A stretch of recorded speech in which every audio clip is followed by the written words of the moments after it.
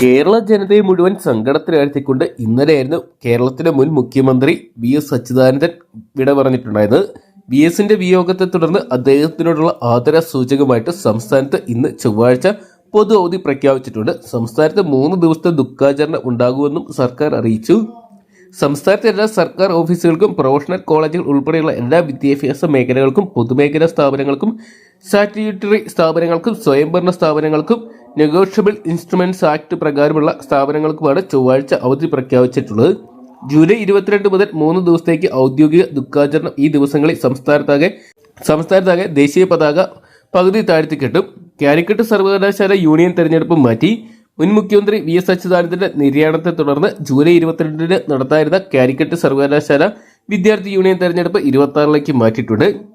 വി.എസിന്റെ വിയോഗത്തിന്റെ പശ്ചാത്തലത്തിൽ KSEB കാര്യാലയങ്ങൾക്ക് അവധിയായിരിക്കുമെന്ന് KSEB അറിയിച്ചിട്ടുണ്ട്. Cash കൗണ്ടറുകൾ പ്രവർത്തിക്കില്ല. ഓൺലൈൻ മാർഗങ്ങളിലൂടെ പണം അടയ്ക്കാവുന്നതാണ്.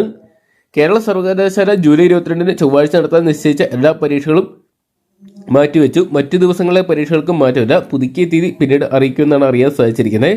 കേരള ജനതയെ മുഴുവൻ കണ്ണീരിലാഴ്ത്തിക്കൊണ്ടായിരുന്നു വി.എസിന്റെ വിയോഗ വാർത്ത നമ്മളെല്ലാം ഞെട്ടലോടെ കേട്ടിട്ടുണ്ടായിരുന്നത്.